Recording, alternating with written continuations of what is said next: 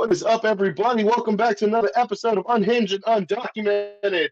I am the big man coming at you live, along with the twin magic Cody and Rafe. What's up, guys? And joining us tonight on audio only is our local residential undocumented man himself, Cruz. Oh, God. Hello. And ladies and gentlemen, we have a special treat for you tonight. Joining us as our very first special guest on Unhinged and Undocumented. And it gives me great honor to introduce the Twin Magic's youngest nephew. What the hell's your name again, Aiden?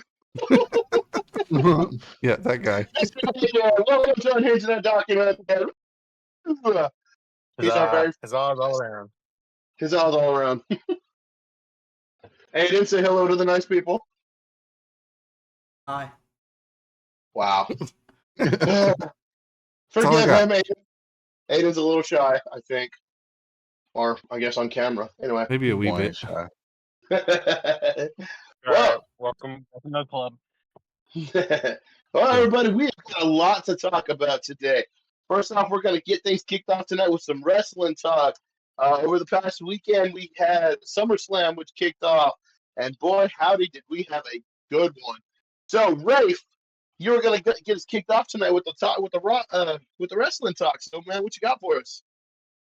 So, I'm gonna go ahead and just kind of go over the LA Knight and Logan Paul match because I feel like that was probably one of the most underrated matches of the night. I think it was probably one of my favorite matches of the night. I mean, say what you will about Logan Paul and all the dumb shit he's done, but if there's one thing that he's done right, it's definitely wrestling.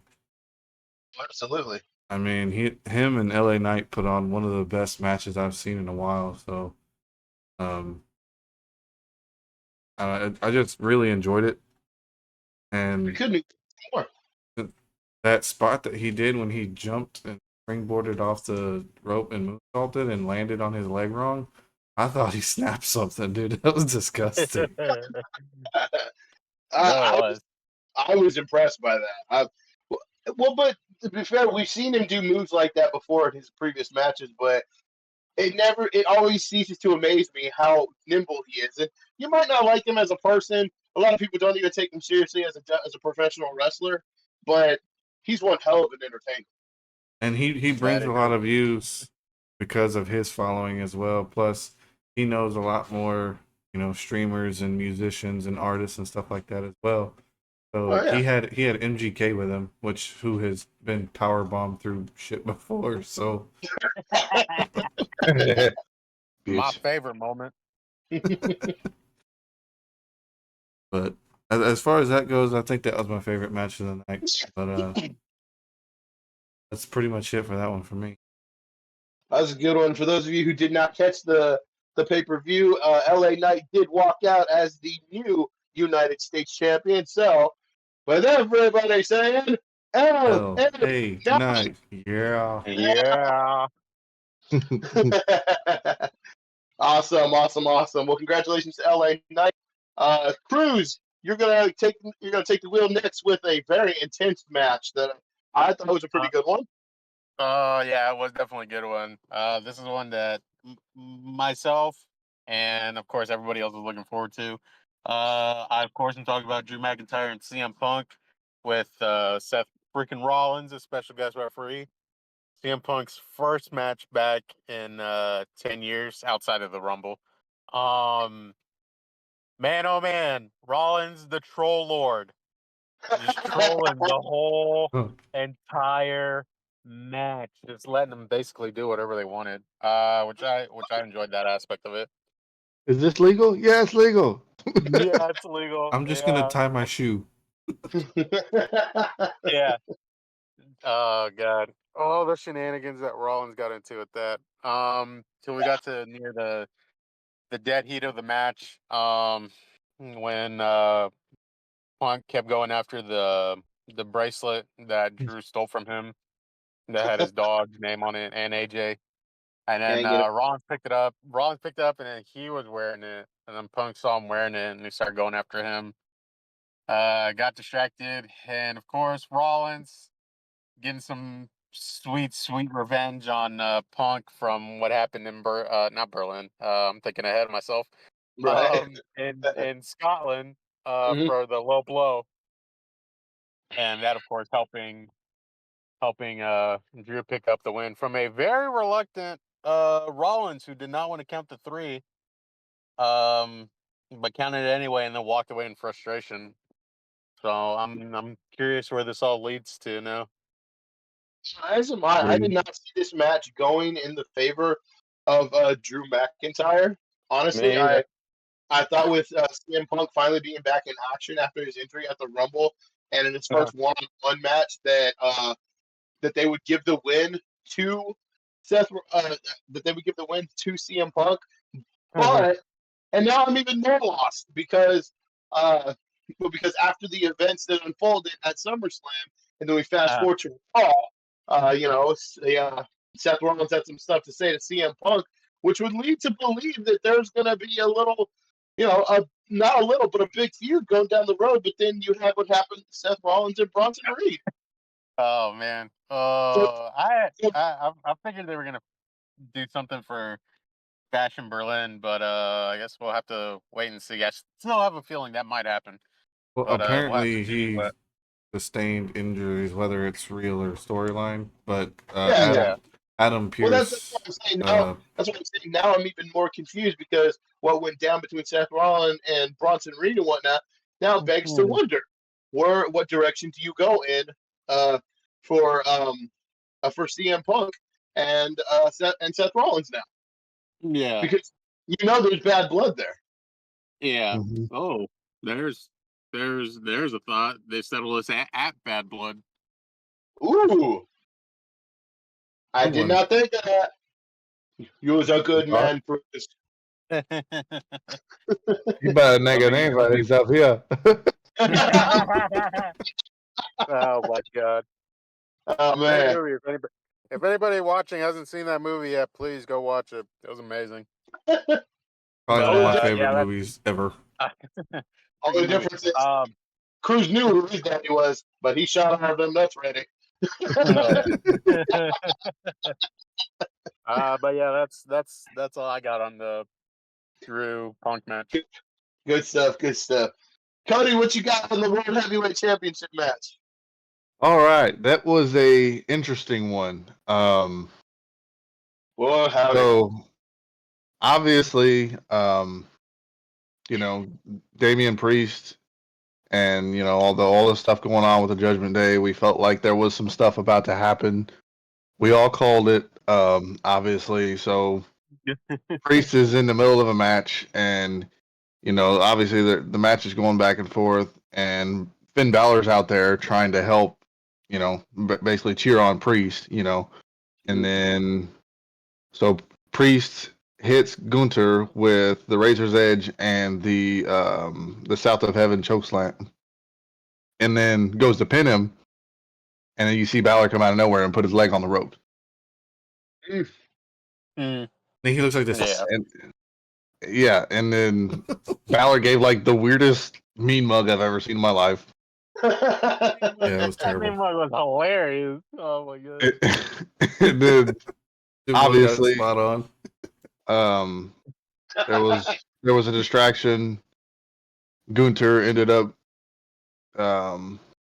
attacking Priest, and by the way, Priest's chest was pretty fucking red.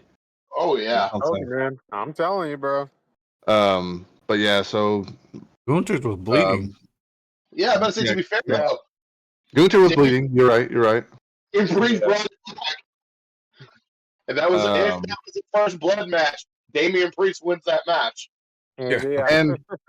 And some of us, well, I think it was it you, Jimbo, that was not happy about the way that the match ended? I Who was was I was very unhappy with the way they did it. It was a win by submission, rear naked choke. Yeah, I was very, very dissatisfied. I thought that match was too good. I thought that match had way too many twists, and then the extreme turn at the end for it to end on a freaking rear naked chokehold. Now, that being said, between that and what happened with Liv and Rhea, holy shit, the Judgment Day is falling to pieces. 100%. You know, we were actually talking about this just before we came on live. So me personally, I have no beef with Damian Priest. I actually really like Damian Priest as a wrestler. I think he's a really good wrestler, and so I was a little upset when, well, not really upset because it was expected, but I was a little bit, I guess you could say, floored by the fact that Damian Priest and Rhea Ripley are now on the outside looking in. Excuse me. Because if you think about it, I mean, let's be real here. Carlito is just like, Carlito's that kid you pick up in case you need a backup player for your backup player. He's a Hispanic R-Truth. Exactly. Nobody likes JD McDumbass, okay? Yeah. His big ass cranium. Nobody likes Dominic Mysterio. They don't even let him talk because they're booing him so hard. And now Liv Morgan has aligned herself with these jackasses. Okay, so what a waste. Oh yeah, exactly. What a waste! What a huge waste. But if y'all recall, when we were talking about the results of these matches, I did not make a pick on this match because I thought that this match was too close to tell.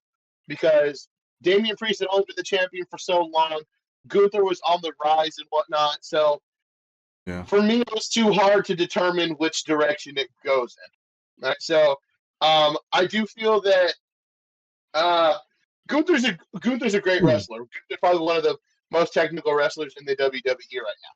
I think he's going to have a really good championship run. I think he's going to have some good defense, some good defense to the title. I really look forward to the direction they're going to take it in with now with the quote unquote new Judgment Day and Damian Priest and Rhea Ripley, because I really hope they keep them together. Yeah. Yeah. So, see what happens there. It's kind of like a whole bloodline thing, like because Rhea and Damian are the OGs, and you got these new dudes, just like the bloodline. You got the OTC. Yeah. Oh, speaking of OTC, it is my time, and I have drawn the big straw for the big match of the evening. That's right. We are talking about Cody Rhodes against Solo Sikoa in a Bloodline Rules match. Gentlemen, I thought that this was a pretty okay match. I mean, it was definitely. I definitely think it could have been more. I think it could have been more physical of you. I know that Solo hasn't had a lot of singles matches by himself, so they need to build him up and whatnot.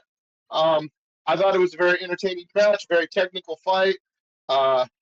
They were with Tongaloa and Tama coming out and interfering and whatnot. I thought it was a good set. I was so happy to see both Kevin Owens and Randy Orton come out to interfere as well. I don't know if y'all caught it or not because we were watching SummerSlam together, but I timed Randy Orton's entrance music perfectly. Yeah. I don't know if y'all caught it or not, but like after they turned the tide on Kevin Owens, I was sitting there, and then as I started singing it, the music played as well, and I wish we could go back and hit an instant replay so that y'all can see what I'm talking about, because it was perfectly timed. I was so proud of myself. I'll tell you what, I recorded that. I'll go back and I'll find a clip of it, and I'll post it on our YouTube channel. Do that. So with Randy Orton and Kevin Owens evening the odds, of course, there was the ace in the hole lurking about and Jacob Fatu. That dude is crazy. Okay, I should not be able to move like he moves, and I don't know if it was just scripted or if he actually got hurt or not. Cruz, have you seen or heard anything on his injury? Last I saw, I think they said it was scripted. I saw he was walking around with a boot on his foot, though. Yeah, but they posted pictures of him in the boot. I don't know if it was storyline that he's wearing the boot to sell the injury or what. From what I've heard. But to my knowledge, it was he was just selling it. Everything I've read is what's saying that. Yeah, okay.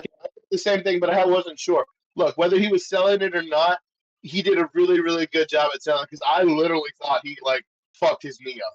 Yeah. Because that spot was, I don't know, I felt like he was a little bit too off and whatnot, and he came down pretty hard on his leg. Yeah. So if it's just a sell, great job to him. When he went to stand up, he buckled. So Yeah. he sold it really well. And I've seen that happen before. I've been through that when my knee gave out on me one time, and I hyperextended my knee, and I tried to stand back up on it. The exact same thing. Are you sure you just weren't drunk? No, I wasn't drunk, stupid. Anyway, to get to the end of the match, Solo Sikoa goes for the pin. Cody Rhodes kicks out, and gentlemen, get your special socks out, nerds. It got good. We're sitting there, all of a sudden you just hear you hear the music that we've been waiting for months since the Great Value Bloodline took over. And it's a new theme. And it's new music too. Yeah. I was kind of confused at first, like, is this him?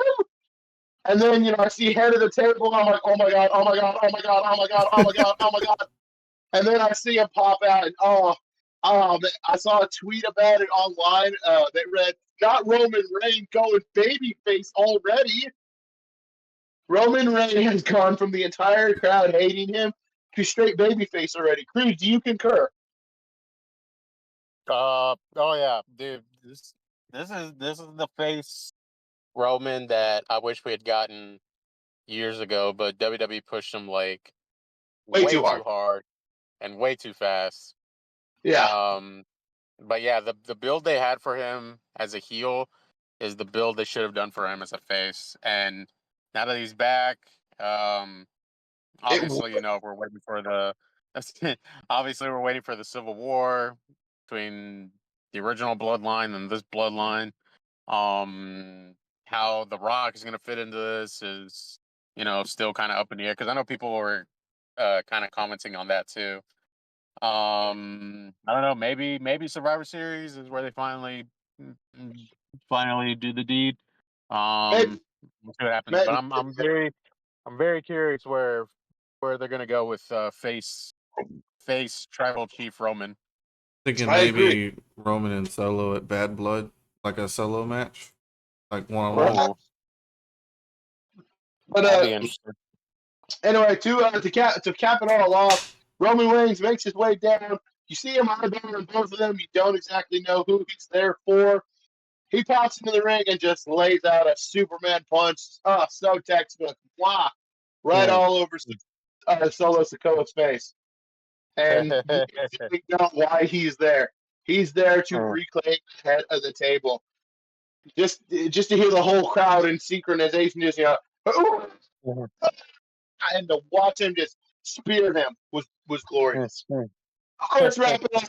Cody Rhodes did pick up the win, but what begs to be seen is Roman Reigns, after he's done dealing with Sikoa and the new bloodline, coming after Cody for the title. We will see. I hope so. After he took out Solo, he looked at Cody and gave him a nod. Walked off. Yeah. Yeah, I saw that he gave him a nod, but that doesn't mean he doesn't want his title back. No, he said he did. So that's all. So that's what I got from that. Fast forward to this week on Monday Night Raw and SmackDown. Highlight from Monday Night Raw: we finally got to see the Wyatt Six make their in-ring debut. Oh, wow! It was glorious. It really was. It was pretty awesome to finally see their official in-ring debut. CM Punk with telling Seth Rollins, "I'm your Huckleberry." Yes. That was great. The highlight of Monday Night Raw for me, hands down, had to have been the Wyatt Six making their in-ring debut. I've been waiting so for this, and it was a great set against what the hell they call themselves now? They're not Alpha Academy. There, American Made. American Made. There you go. Jackasses. Anyway. We are American made. Just to see Eric Rowan give homage to Luke Harper. Yeah.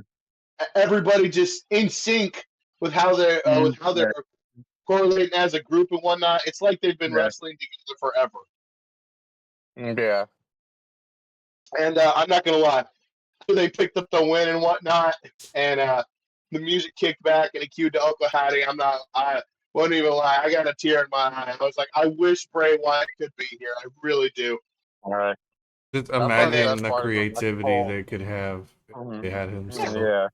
And then to hear Michael Cole say it, that it's somewhere Bray Wyatt is looking down on this. Right? I was like, oh my God, he really did. Bro, I came there ball like a baby when he said that. But, gentlemen, any highlights from SmackDown or Raw this week y'all want to talk about? I have. So we actually had a surprise. Gunther was out there giving his little speech after he won the belt, and Randy. lo and behold, Randy Orton shows up Yeah. and challenges him for the title because he never pinned him. He pointed that out. He never pinned his shoulders down. Yeah. So that's gonna be interesting. We'll be interested. And Cody Rhodes told Kevin Owens he wants him to be his next title defense. Yeah, that was on SmackDown. Also on Raw, the debut of Odyssey Jones came out to help the New Day. Yeah. Dude, that guy is fucking massive. Dude, he picked up both members of AOP at the same time and slammed them at the same time. Dude, Odyssey Jones is huge. I had no idea that he's that big. He reminds me a lot of Keith Lee too. He moves like he's light. Yeah, like they were talking about him during the spot, during that set, and I forgot how tall they said he was, but they said he easily weighs over 400 pounds. Yeah. I was just like, Jesus Christ! So that's for Raw for me. Then I'll do my NXT and SmackDown points real quick. So NXT. Wait. Hang on. Before we move on to NXT, I have one more Raw highlight that I enjoyed, and that was Damian and Rhea coming after the Judgment Day after what they did to them at SummerSlam, and JD and Carlito and all of them jumping Damian, then Liv getting in on it until we hear Rhea's music hit, and we see Rhea and Dom just booking it out of there. I did like the little name that they gave him of the Terror Twins. Yeah, Terror Twins. Yeah. So I'm curious where they go with this now. Yeah, I think that's gonna be really cool to see unfold. No doubt. But yeah, I think that's all for Raw. At least all the major stuff. For me, moving on to NXT, there wasn't too much really that happened on NXT, storyline wise, really. Sweet dive over the top rope. Oh, dude, that's exactly where I was going. Joe Hendry put on one of the best matches I've seen in a long time. Him and Joe Coffey put on a clinic in their match. Yeah, they did. And so, just in case y'all didn't see it, the match started off. His music is still playing. He jumps in the ring and just completely yeets himself over the top rope onto the rest of Gallus. Yeah. As soon as he does his little spin after the song, he immediately just jumped over the top rope. And then he's throwing these antics out. He throws a chair to the Gallus members and jumps himself onto the table. Bro, he straight up pulled Eddie Guerrero. He pulled Eddie Guerrero. Yeah, he got them thrown out. So, I mean, it was pretty entertaining. And after the match, he actually did a little bit of a promo and said pretty much, Joe Hendry's here to stay in NXT. So, I mean, that's going to be pretty cool to see as well. We'll see how he does in NXT. No doubt. Cody, you got anything? No, I pretty much talked about everything that I thought was interesting as far as Raw and SmackDown. Okay. I have one thing for SmackDown. What's up? Actually, a couple. So, one of the matches that really caught my eye for SmackDown was Andrade and Santos Escobar. Bro, that was a good one. That was a great was match, good and one. it was a number one contenders match to face LA Knight, which also brings me Yeah. to LA Knight coming out to new theme music as well. That pop, man, when he came out, straight up chef's kiss. Yeah, Oh, yeah. it was great. The new music was kind of good. And then, like Cody said, with Cody telling KO about he's going to be his next challenger at Bash in Berlin, Yeah. I thought that was pretty cool. Yeah. And then, of course, the return of Roman to SmackDown for the first time since before WrestleMania, that was a good. and he that was a good completely segment. obliterated the Tongans did. with the steps. They got straight up doo-dooed on. He said a bad word. They didn't catch He it. did. He picked up that staircase and said, "I caught you, motherfucker." And he said a bad word. God. And Dude, what a return for Roman. the For in real. sync of, just like it was at SummerSlam, the sync of his ooh-ah before his spear, whenever he was Yeah. actually running around the ring to hit, I think it was Tamatanga, Yeah. and speared him through the barricade. That was insane. Oh man, that was amazing. Pretty much. I'm not gonna lie. The only thing that I wished would have happened more at the end of SmackDown was that Paul Heyman would have came out with him. That would make me happy. Yeah. So I think that at some point this is going to head towards a one-on-one match with Roman Reigns and Solo, and then somebody pointed out something interesting. I saw that they put it on Twitter. I don't know if any of you guys saw this, but for War Games, once they reveal all the sides of the of Roman Reigns side of the bloodline and whatnot for War Games, OTC versus the new bloodlines for War Games. Yeah. I don't know if y'all saw that, but that looked pretty intense. Yeah, I've seen like fan made stuff where they did like it was like Roman, the Usos, and Sammy against Solo. Solo, Tamatonga, Tongaloa, and Jacob. Yes, you saw the exact same thing that I saw. Yeah, I've seen it. I've seen it a few times. But yeah, it would be interesting if they go that route with it. It really, really would. But it'd be very interesting to see if they go that route. It'd be very interesting to see how Sammy would start trying to like fit into trying to help them or join them or whatever. Also, that actually reminds me of another moment from Raw. Jey Uso and Sami Zayn are going for the tag titles. Yes, they want to go for the tag titles. That is their intention. See what happens there? I just want Jimmy to come back. God damn it! I was expecting him to come back at SummerSlam. I was. He's gonna come back. He's gonna come back with Paul Heyman. That would be awesome. I don't know how much help the Walrus is gonna be, but you know. Dude, the pop when Jimmy comes back is gonna be fucking insane. Oh yeah. And Jay rejoins his brother with Roman Reigns and the Bloodline. Oh, it's gonna be as a face faction this time. Holy shit! It's gonna be straight insanity. Yeah, I would. No doubt. Well, guys, I think that's all we have for wrestling this evening. Did anybody else have anything else before we move on? Oh, that's it for me. Awesome. That's it. Awesome. Well, this is the part of the segment where we're going to shift gears, where we will be shifting gears a lot towards in the next coming months, gentlemen. I'm talking about football because preseason is in full swing. Cowboys play tomorrow at 3:30. Yes, they do. Yes, they do. So excited to finally see Dallas back on the field. Aiden, stop making faces. Now, who do they play? They'll be taking on the Rams, right? Yep, LA Rams. Yep. Yeah, the LA Rams. So there's actually been a lot going on in football as of lately. A lot of trades, a lot of some shocking, some not so shocking and whatnot.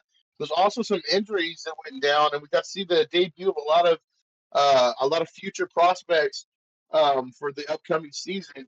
Now, the thing that I want to talk about the most right now is the trade of Brandon Ayuk from the 49ers. From what I've been seeing, there are teams that are interested. But Brandon Ayuk is straight up shot down 2 teams who were willing to trade for him. And pay him well. Yeah, and pay him. And home dude just straight said, no, I'm good. Now, the 2 teams we're talking about, first team that pulled out because of his attitude was the New England Patriots. All right. Now, I don't know what exactly the offer up was there, but the other team that offered up that he has straight up said he does not want to go to was the Cleveland Browns. And I know that the offer up there was veteran wide receiver Amari Cooper and a 2nd-round pick, I believe, right? I mean, do you blame him though? Hold on a minute. Do I blame him a little bit? But let me explain why. Okay? I blame him. I don't blame him because, yes, it's the Cleveland Browns. Okay? I get it. All right? But I blame him because he's trying to leave San Francisco because they won't pay him what he wants. Okay? Yeah. He wants X amount of money, and they're not willing to give it to him. And you have a team that is willing to give up one of their star wide receivers, a 2nd-round pick, and willing to pay you the money that you want, and you're just like, no, I don't want to go there. So, yes, I do blame him. So he wants to have his cake and eat it too. He wants to get paid all the money and be on a good team. It's not going to happen. It's not going to happen. It's not going to happen. That's A why good no team other, is too good to need you. I'm sorry, but that's just how it works. I think the other team that drew interest on him was the Steelers, and I haven't heard anything about them. As far as I know, they backed out. So now the question becomes, is Brandon Ayuk going to get traded? Or is he going to ride the bench the whole year for the 49ers and not get paid? Thoughts? Good question. I don't. I think I think he'll cave. Go ahead, Cody. You think okay? I'm sorry. I think he'll cave and end up playing if they don't give him a contract. Well, I mean, he's slated to make what, $17 million this year or something like that. I mean, sure, it's not what you're looking to make, but it's still a payday. That's still money to be made. And look, I'm sorry. I'm slowly losing heart in the NFL. I really am. Because back in the day, the NFL used to be about, proving that you're a baller and whatnot, and then the paycheck afterwards. And Now I feel like there was more of a passion for the game that back then, rather than money hungry. 100%, 100%. Absolutely. But now it's just about everybody wants to get paid. Yeah. And if you don't pay them what they want, they just won't do anything, or they're willing to walk.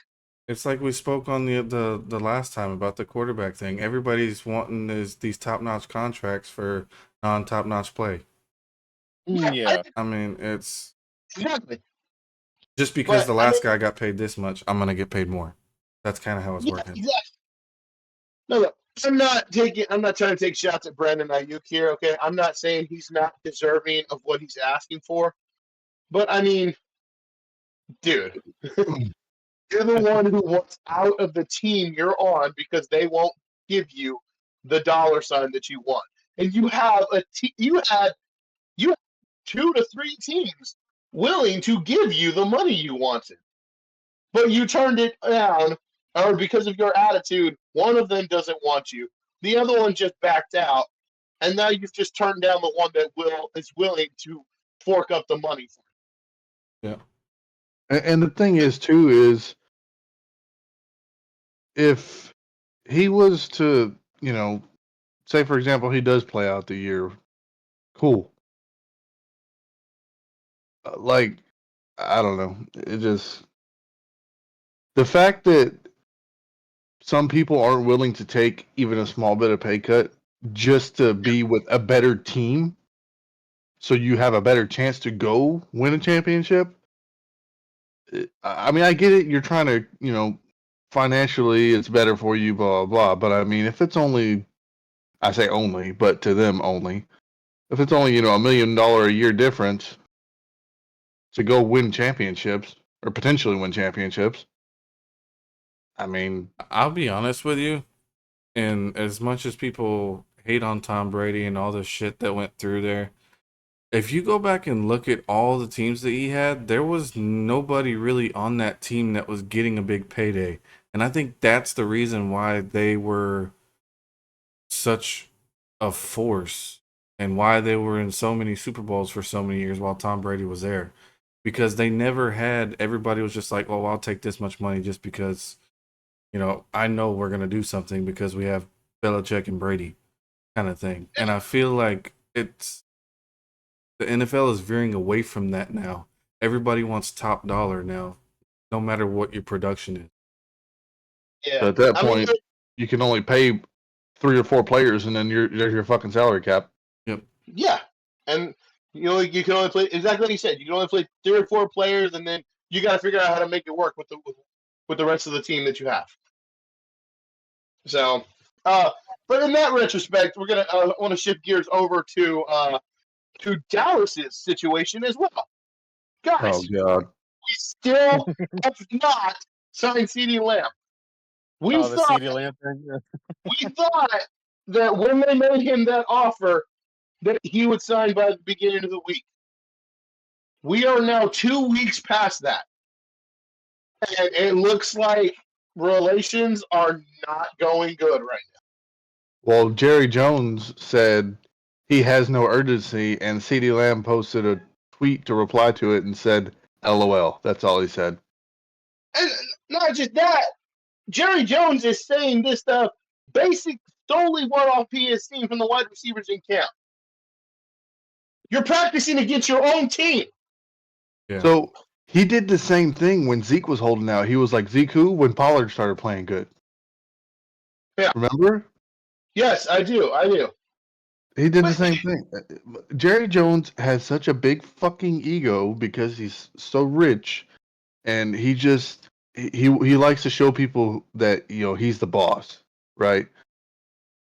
Just fucking pay somebody, goddammit. Well, he needs to get off his high horse really fast because, one, we have no true number 1 wide receiver. Okay.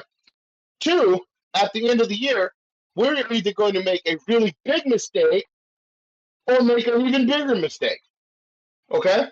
Now, the mistake we're going to make is letting Dak Prescott go, and we don't have enough money to sign a veteran quarterback. So we got to dip into the well. Okay? And pray we get something good. And the even bigger mistake is we pay Dak Prescott some ludicrous deal to continue to be a subpar quarterback for us. Look, I'm not saying Dak Prescott is a bad quarterback. I'm really, really not. He's a good quarterback. All right, I've liked Dak Prescott since he's been with Dallas. He's a good quarterback, but good is not getting it done for us anymore. I mean, you have all these phenomenal stats during the season, but when crunch time comes and where our season depends on you winning, you're no-so. So that's a thing. And not just that, what about Micah Parsons next year? Yep. Micah Parsons is due a payday next year. What are you gonna literally? You're really gonna tell me you're gonna go into next season with the same techniques that you're trying to display of, you're Mr. High and Mighty, you control the pocketbook with Micah Parsons? Dude's gonna walk. Yep. And are like he's gonna go to fucking Philly. For real. Look, I'm focusing on what's happening right now, and it's not good. And I'm also looking ahead to what's to happen next. And it continues like this, it's not good. It's just gonna be a total fall apart. Did y'all see the attendance at the training camp? Worst Worst it's ever been. Yeah, it was absolutely nothing. And I see fans all over the place saying, "We need to boycott, stop buying tickets." I see everybody, dude. I'm on this page that people sell their Cowboys tickets, and they're all selling their season tickets. They're all fucking like, it's bad. I don't blame them. I really don't. I no. I don't. I'm not gonna. We said we're not going to be biased on the channel, and I'm not going to be biased. I don't see our season going anywhere this year. If it does, I'd I be mean, surprised. Dak looks decent in training camp. Micah Parsons is under Mike Zimmer now as the defensive coordinator. He's looking like he's going to be a shoe-in fire for Defensive Player of the Year this year. Yeah. They got him playing linebacker. They got him playing defensive end. They got him playing everywhere. Exactly. He's looking like, I'm serious. He looks like he's going to be a shoe-in for Defensive Player of the Year this year. We have fresh meat on the O-line. We have a running back by committee. We have no true wide receiver one. We're in trouble. Yeah. I mean, I literally think it's going to be really hard to watch football for Dallas this year. Yep. Yeah. I'm gonna do it anyway. In other news, Dallas and Minnesota agreed to trade on Friday and exchange quarterbacks. Dallas received cornerback Andrew Booth Jr. Traded with Sean Wright. Yeah, for Deshaun Wright. I don't think that's going to affect anything, if I can be perfectly honest. I just think we're swapping bullshit, to be I'm perfectly excited honest. to see what this Mike Zimmer defense looks like. Yeah, maybe. I mean, to be totally honest, yeah, maybe. I'm not gonna, To be fair, his defense when he was in Minnesota was actually really good. Fair enough. I'll give you that one. Does anybody else got anything on the NFL wise, like any other teams and whatnot? No, there's really not too. It's these little couple of trades, but Yeah. Like I said, preseason is in full swing. Dallas will be playing tomorrow. I've talked about this a couple times, and only because because my boss has brought it up a couple times. The CJ Stroud and the Houston Texans. Mm-hmm. Stroud looked pretty good in preseason game number 1 yesterday. they did. He has so many weapons, and the thing that he said the other day, I was watching an interview, and they asked him. They said, "Hey, now that you have Stephon Diggs and all this, like, who are you going to throw to?" And he goes, "Whoever's open." Yeah. He's like, he's committed to not feeding it to only one person. Yep. I mean, and when you have that many weapons, I mean, well, can't you blame him? As much It as I hate boggles my mind fans, when a team like the Texans can do all that and add all those weapons and build a team like that as fast as they have, and Jerry Jones talks about going all in and does literally not a damn thing. in fact, we lost people. It's depressing. It's about to be a tough season, fellas. I do have one thing to say about baseball, though, if we're done with football. Chill. Jimbo, I'm sorry. We split. Shut up. Y'all won one. We won one. I know exactly what he is talking about. The Rangers beat the Yankees today. Yes, after the Yankees beat them first. They had a doubleheader today. The Yankees took the first one. The Rangers took the second one. Good for y'all. Hey, Corey Seager smashed that thing, man. That's actually the first time he's at a home run in Yankee Stadium, so it's pretty cool. Oh, nice. Very nice. Very nice. So keeping with the football topic, shifting gears to college football, though. Texas had a pretty exciting week last week. The Texas Longhorns added 5-star wide receiver recruit Khalif Lockett to the 2025 class. He was a coveted 5-star wide receiver. He had not committed yet. Everybody had been waiting. It came down to Texas. Let's see, Texas, LSU, Bama, and A&M, I think. And he picked Texas overall over the other one. So, hook 'em horns. Good pick up there. Unfortunately, though, I did get a bit of bad news today on the we got a little bit of bad news this week. Running back C.J. Baxter is out for the remainder of the year with a knee injury. So, it's time for what's his name? Blue, right? Yeah, Blue. Yeah. Yep. It's time for Blue to step up, and we'll see what help we have from the running back room. So I got a little bit of a bad news today about the recruiting trail again. So Texas was in contendership for the big defensive lineman out of Belleville, who was a 4-star prospect. He announced his commitment today, and unfortunately, he picked Texas A&M. Ugh. Yeah, exactly what I said. I forgot his name.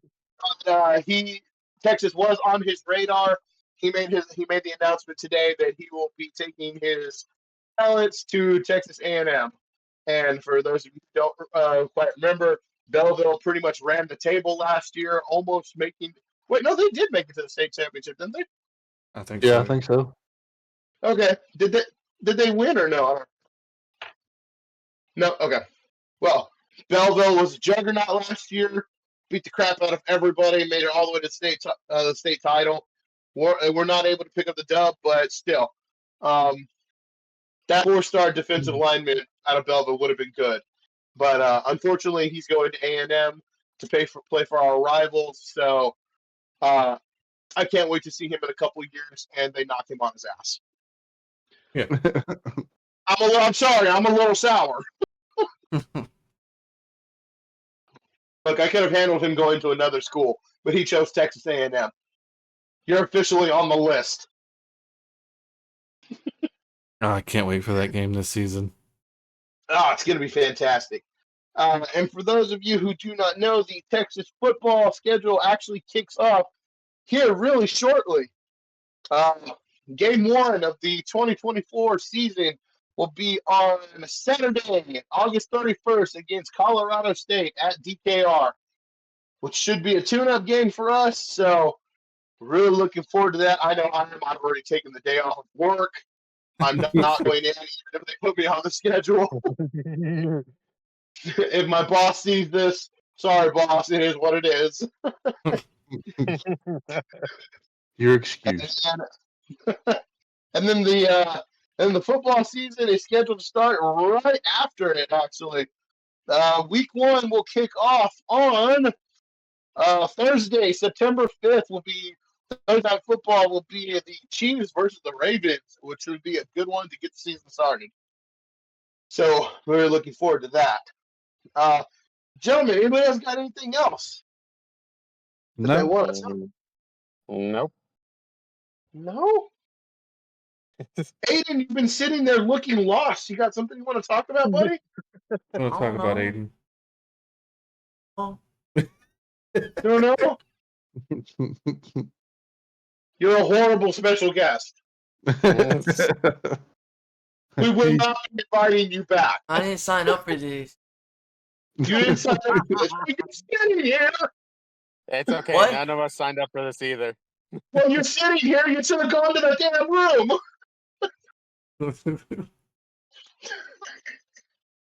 It's just like, why is this guy yelling at me? Don't take it personally, man. This is just unhinged and undocumented. We get it. Well, before we wrap up, just the last thing I want to touch on. The Olympics is getting ready to wrap up here within the next week or so.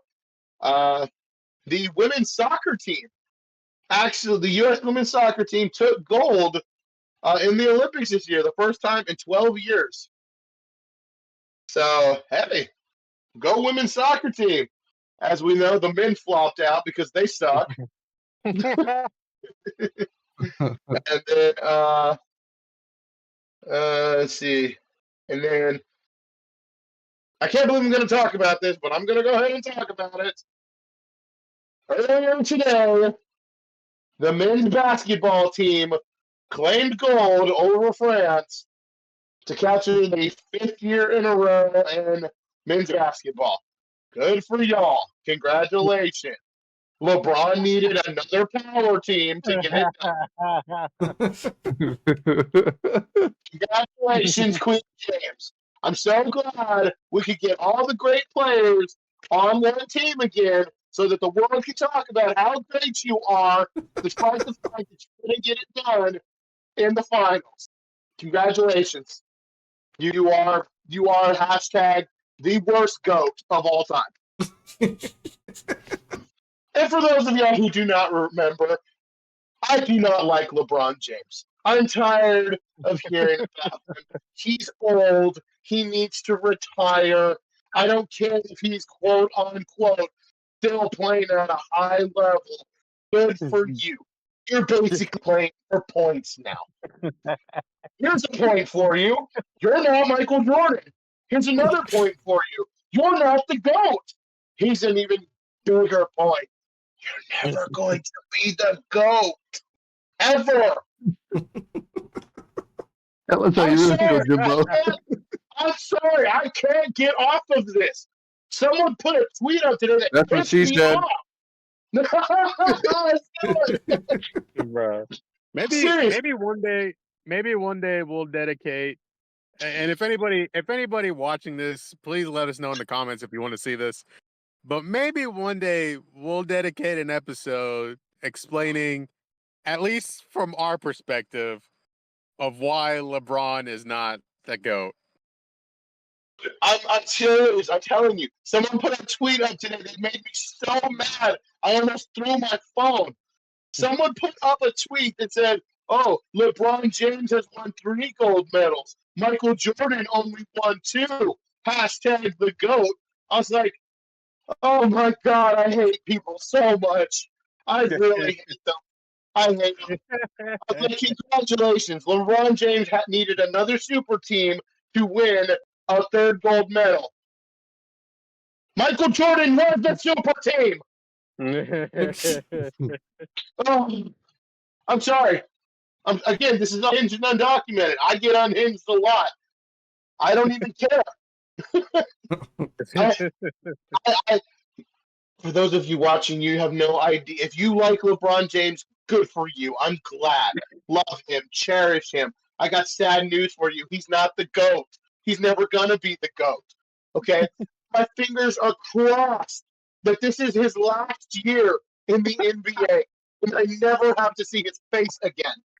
Hey, Jimbo. Yes. You know who is the GOAT? Commercial. You know who is the GOAT? Swear to God, if you say who I think you're going to say, I swear I will kick your balls. Who did he say? Carson Wentz. Oh my God, bro. I know. Carson Wentz is the GOAT, bro. Where's Carson Wentz at? What team does he play for? Tell me. Maybe we'll do another episode. Hold on, let's ask Siri. Hey, Siri, what team does Carson Wentz play for? So on. I opened up the can of worms, fella. Okay, it's saying he's still with the Eagles. That's not true. So on top of the LeBron James episode, we're gonna do a Carson Wentz episode, right? Oh God. Hey, I mean, football season is starting, so that's true. That's true. Make no mistake. There are plenty of players that I dislike besides Carson Wentz.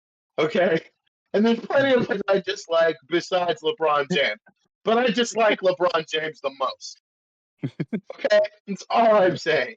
You and everyone else, bro. I don't blame you. I don't like him either. I've never been a LeBron fan. Anyway, to circle that wagon, Team USA won. They got us another gold medal, so I guess I'm happy about that. He ruined Space Jam. Jimbo's sending congratulations to everybody on Team USA except for LeBron. 100%. 100%. I hope he steps on I hope the drama queen steps on a twig and twists his ankle. I hope he steps on a Lego. Jesus, I wouldn't wish that upon my worst enemy. Nah, man, he's just gonna do one wrong flop and then it's gonna be like legit. Well, I think that's all we have for tonight, guys. Anybody else got anything else before we wrap it up? Is it? That'll be it for me. All right. Well, we will be back again next week for y'all with a whole new list of topics to talk about. As we stated, Dallas' preseason kicks off tomorrow at 3 o'clock. So hop on and let's check out what the Cowboys are doing now. We'll be back with some more wrestling stuff as things begin to unfold with the Bloodline and with the White Six and with the new champions. And we march forward to the preseason of football. We do have one last thing to talk about. Get your special socks. Get your special socks out, nerds. It's gonna get good. Oh boy! Everybody here has finally seen the new Deadpool movie. Only took you forever. Wait, which one of you was stalling? Rafe. Only took you for fucking ever to see it. And now I've seen it twice. Me too. We went and saw it again. It was so great. The new Deadpool movie is out in theaters. Well worth the wait. Seeing Hugh Jackman reprise his role as Wolverine. It was so beautiful. He's gonna be doing this till he's 90. You're 90. Such a great movie. I would easily give it an 8 or 9 out of 10.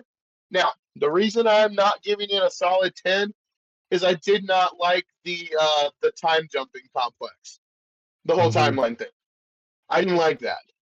It was kind of weird to follow, but I mean, it makes sense, but it was kind of weird to follow. The only if you watch Loki, it makes more sense. Okay, all right. Well, then I probably need to watch Loki to appreciate it. I need to watch Loki. I haven't seen it. The TVA is from the Loki series. So if you watch the Loki series, if you watch the Loki series, all the timeline stuff they explain, it makes more sense. Okay. I'll tell you one thing though. But outside of that, I would give the movie. I'll give it a 9. I thoroughly enjoyed the movie. I'll give it a 9 just simply for the fact of they brought back all of the old Fox Marvel characters from the previous movies. And I'll be honest with you, I wasn't expecting it when it happened. I thought Chris Evans was there as Captain America. When he said "Flame on," I about lost my shit. Oh my god, I died! I died when he did that. Oh man, I was fully expecting. I'm with y'all. I was fully expecting Captain America, and then he said, "What?" I was like, He's like, he's gonna say the thing. He's gonna say the thing. Flame on. What? He was like, "Avengers, flame on," huh? But no, I liked it. I like that it was basically like a good send off for the Fox Marvel movies. Oh yeah, no doubt. I really hope that this was a definite Easter egg, but Red Hulk. Yeah. I really hope Red Hulk happens. Red Hulk is gonna happen. He's gonna be in the next Captain America movie. The Brave New World, right? The one that's coming out? Yeah. Oh man, it was in the trailer. Because it's oh my god, what is the general's name? Oh my god. Oh, General Ross. Ross. Okay. Yeah. Who's Harrison Ford. But yeah, he's Thaddeus Ross in the comics becomes Red Hulk. So Anthony Mackie was telling Tom Holland, "I got Harrison Ford, motherfucker." Yeah, that's why. That's why, because he's gonna be in the next Captain America movie as Red Hulk. But yeah, I'm excited to see Red Hulk. Not gonna lie. Yeah, same. So, a little fun fact. I don't know if you guys caught this or not. but the dude that played Toad in the new Deadpool movie, that is Ray Parks. Yep.